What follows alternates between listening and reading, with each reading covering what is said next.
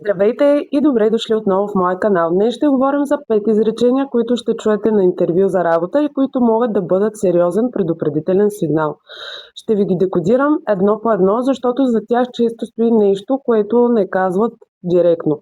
Интервюто за работа е момент, в който работодателят представя именно най-добрата версия на самия себе си.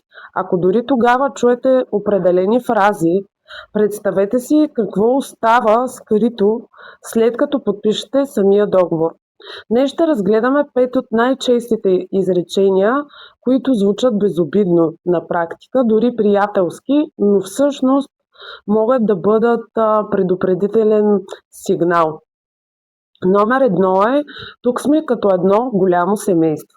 На пръв поглед звучи топло, често стои нещо, което не казва директно.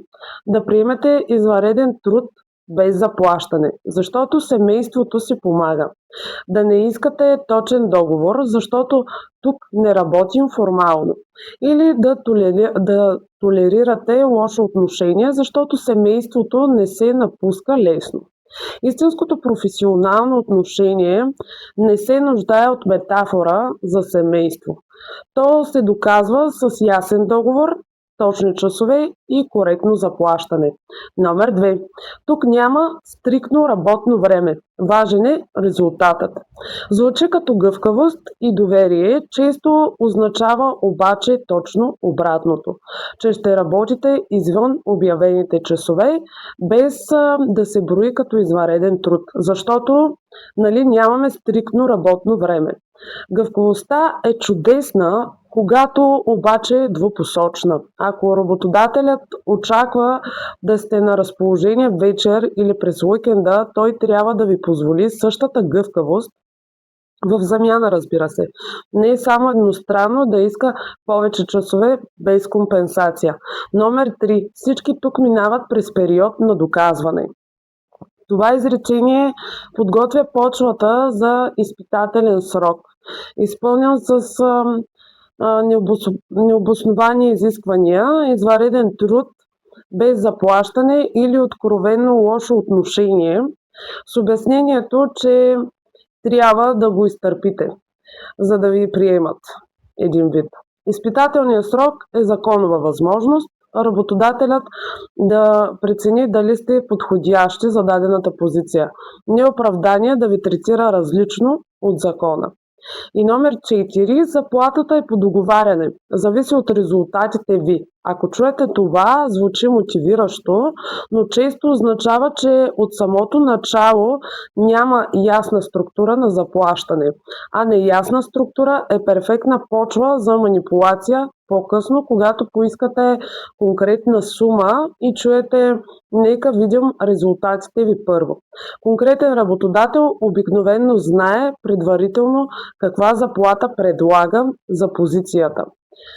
Ще видим. На интервю често означава: ще ви платим възможно най-малко, което приемете.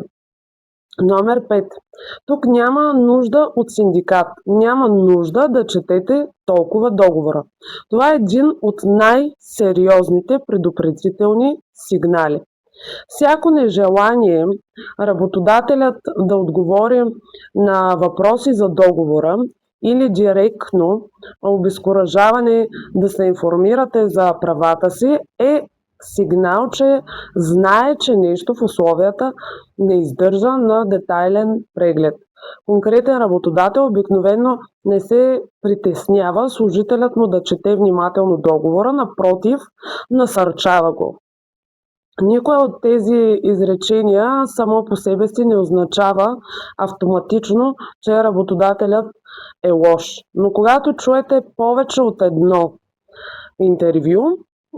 едно изречение на интервю, това е сигнал да задавате повече въпроси, да поискате договора предварително и да не бързате да подписвате само защото имате нужда от работа веднага. Чували ли сте някоя от тези фрази на интервю?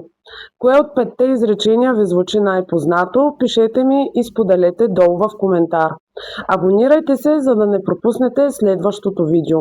Всяка седмица разглеждаме различна тема от пазара на труда, за която никой не ви говори открито. Благодаря ви отново и ви желая хубав и успешен ден!